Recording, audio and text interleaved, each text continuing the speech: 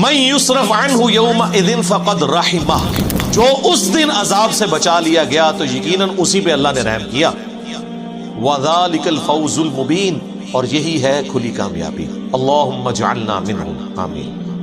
دیکھیں کس لیول تک. لو اگلی ایک اور خوراک لگو. وَإِن يَمْسَسْكَ اللَّهُ بِضُرٍّ فَلَا كَاشِفَ لَهُ إِلَّا هُوَ، اگر اللہ کسی کو پکڑ لے تکلیف کے اندر تو اس تکلیف کو کوئی نہیں چھڑا سکتا سوائے اس اللہ، یا سوائے عبد القادر جیلانی کے بقول بابوں کے. او جی وہ مصیبت آئی پھیر دیتے تھے، کسی اور تے سوڑ دیتے تھے، 11ویں دیا کرو. قرآن تو کہہ رہے نہیں، جب اللہ پکڑ لے کوئی نہیں چھڑا سکتا، کوئی پیغمبر، کوئی فرشتہ، کوئی جن، کوئی بابا، سوائے اس. اور ظاہر ہے یہ تکلیف دور کرنا یہ اللہ کی کوالٹی ہے، یہ اس کے ساتھ خاص ہے. سورہ نمل کی آیت نمبر 62 ہے.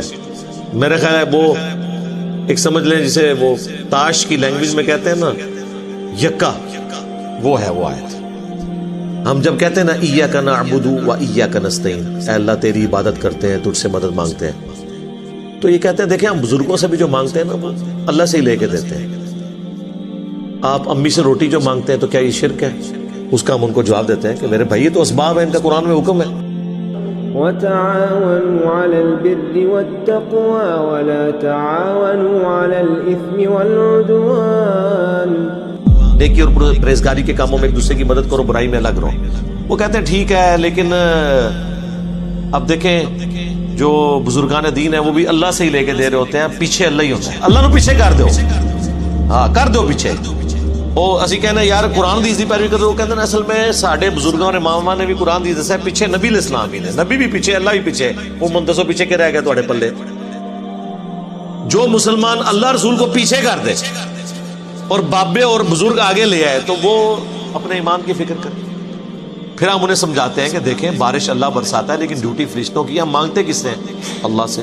فرشتوں سے مانگیں گے تو مشرک ہے. وہ کہتے ہیں یہ ساری باتیں آپ کی ٹھیک ہیں، لیکن قرآن میں یہ تو آیا کہ اللہ ہی سے مانگتے ہیں، یہ تو نہیں آیا کہ کسی اور سے نہیں مانگتے.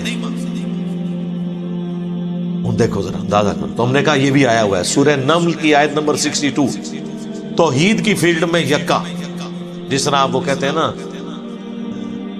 تاش کی لینگویج میں. اَمَّن يُجِيبُ الْمُضْطَرَّ إِذَا دَعَاهُ، بھلا بتاؤ تو کون ہے جو مصیبت میں گرے ہوئے شخص کی فریاد کو سنتا ہے، وَيَكْشِفُ السُّوءَ، اور اس کی تکلیف اس سے دور کر دے، وَيَجْعَلُكُمْ خُلَفَاءَ الْأَرْضِ، اور تمہیں خلیفہ کرتا ہے اگلوں کا زمین پر. یعنی جب تمہارے آباء و اجداد مرتے ہیں تو تمہارے مرنے کے بعد تمہاری اولاد سب ایک ایک کر کے مر رہے ہیں. اللہ جو ہے وہ زندہ ہے، ایک ایک کر کے وہ آنے والی نسلوں کو زمین کا مالک بناتا جاتا ہے. اصل مالک کون ہے؟